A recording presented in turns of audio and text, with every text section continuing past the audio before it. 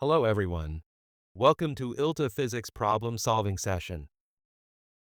Today we're going to study problems related to the center of gravity. The physical definition of the center of gravity is a hypothetical point where all the weight of an object is considered to be concentrated. As you can see in the diagram on the right, an object leaning on one edge will tip over due to gravity. We can interpret this motion as the rotational movement of an object rotating counterclockwise around the edge as its axis. If we analyze this rotational motion by introducing the concept of the center of gravity, we find an interesting fact. If the object's center of gravity is perfectly aligned with the axis of rotation, the object achieves a perfect balance and won't tip over to either side. This fact is a crucial point in how the center of gravity is applied from a kinematic perspective. Today, we're going to work through problems regarding the definition of torque and the center of gravity acting on an object due to Earth's gravity, as well as the balance between the center of gravity and the object's rotational motion. We'll also practice the process of calculating the center of gravity for objects with complex shapes. First, let's briefly summarize the different types of problems involving the center of gravity. As explained earlier, the center of gravity is a theoretical point where the entire weight of an object is assumed to be concentrated.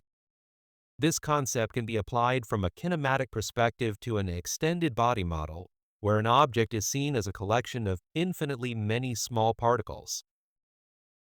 Our main interest lies in the close relationship between the location of the center of gravity and the stability of an object from the perspective of rotational motion. Let's look at the diagram on the right, where a father is balancing a small child on the palm of his hand. If the child's center of gravity is aligned with the father's hand, which acts as the pivot or axis of rotation, no torque acts on the child in any direction. Therefore, the child stays balanced without rotating or falling over.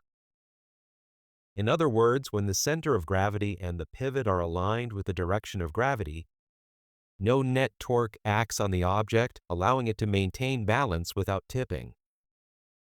Another type of center of gravity problem involves calculating the center of gravity for a given object. Let's consider finding the center of gravity for a cheerleader in a pose like the one shown in the bottom right diagram. First, you should choose an appropriate coordinate system and determine the origin. Next, divide the object into several simple segments and calculate the center of gravity for each individual segment. The core idea is then to calculate the center of gravity of the entire object by finding the combined center of gravity of these multiple simple segments. When you reach the final step of calculating the center of gravity for these simple segments, remember to calculate the x-axis and y-axis components separately.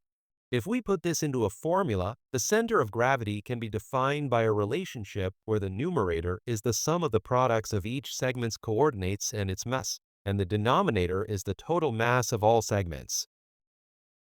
For a detailed explanation of the concept and the derivation process, please refer to the previous theory lecture. Based on these concepts, let's solve some representative problems regarding the center of gravity. Problem number 32 is a classic center of gravity problem. A 4-meter-long, 500-kilogram steel beam is installed perpendicular to a wall, and a 70-kilogram worker is standing at the very end of the beam. This steel beam is connected to the wall by bolts to support the load, and the question asks for the torque acting on these bolts due to gravity. Since the final question asks for torque, you should immediately think of the torque formula. From a kinetic perspective, torque can be calculated as the product of force and distance, or from a kinematic perspective as the product of moment of inertia and angular acceleration. Since this problem asks for the torque due to gravity, we will approach it as a force problem from a kinetics perspective. The important thing to note here is that there are two separate forces creating torque rotational force at the bolted section connected to the wall. One is the torque from the weight of the steel beam pulling downward, and the other is the torque from the worker's weight also pulling downward at the end of the beam. The fact is, these two torques combine to act as the total torque on the bolts at the wall. As we saw in the formula, torque is calculated as force times distance. In this case, since the force is the pull of gravity, it is easily calculated as the product of the object's mass and the acceleration due to gravity. Now let's think about the distance between the point where the force acts and the axis of rotation called pivot. For the worker, it's simple. Since the worker is 4 meters away from the wall, the pivot, the torque caused by the worker is the product of the worker's weight and that distance. However, for the torque caused by the steel beam, the location where the force acts, the distance, is the key to this problem. In reality, the 500 kilograms weight of the steel beam is uniformly distributed across its entire 4-meter length.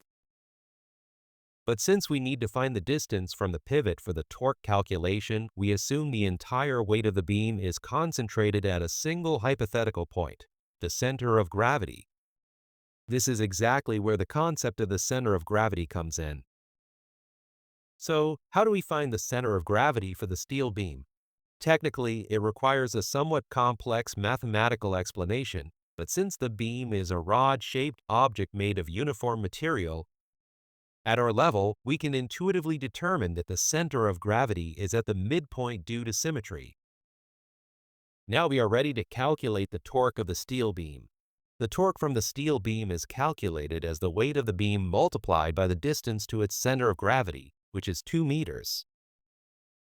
Therefore, the sum of these two torques, from the worker and the beam itself, becomes the total torque acting on the bolts supporting the wall, and that value is 12,543 newtons.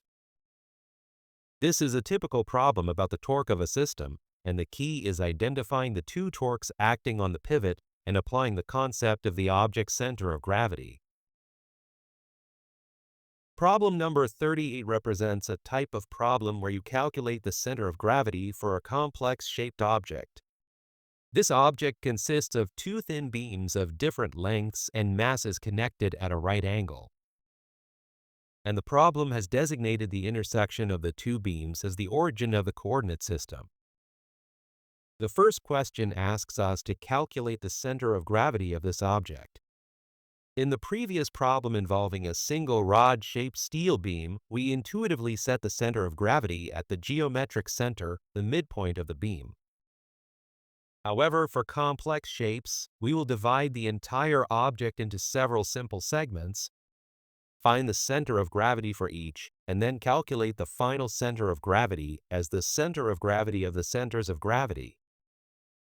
For our simple segments, we choose uniform and symmetric shapes like straight rods. In these cases, the midpoint is the center of gravity. In this problem, we can intuitively divide it into a 1-meter vertical beam and a 2-meter horizontal beam. Due to symmetry, the center of gravity for each will be at its midpoint. The positions of these two centers of gravity are 0.5 meters up the y-axis for the vertical rod and 1 meter to the right on the x-axis for the horizontal rod. Now let's find the center of gravity of these 2 points. By plugging the x and y coordinates into the formulas I mentioned earlier, we can calculate the center of gravity for the entire object.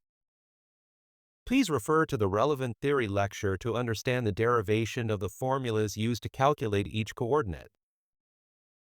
What's interesting here is that the center of gravity for this L-shaped object is not actually located on the object itself, as shown in the diagram. It might seem a bit strange intuitively, but since the center of gravity is a hypothetical point, it doesn't necessarily have to be on the physical object. For a more detailed explanation, please check the theory lecture. The second part of the problem asks for the torque due to gravity when the corner is used as the axis of rotation. Again, using the same method, we must calculate the torques produced by the two segments since they both exert force. First, for the 1-meter vertical beam, its center of gravity is aligned with the axis of rotation, so it does not generate any torque due to gravity. In other words, it is balanced because it doesn't lean left or right, so the torque relative to the axis of rotation is 0. The 2-meter horizontal beam, however, does generate torque relative to the axis of rotation. Since gravity acts perpendicular to the direction of rotation, the torque is calculated as the product of distance and force. One thing to watch out for here as well, the distance to the point where the force acts on the horizontal beam is the distance to the horizontal beam's center of gravity. If you accurately understand these problems regarding the center of gravity and torque for complex shapes, it will be a huge help in solving many similar types of problems. That's it for today's lecture.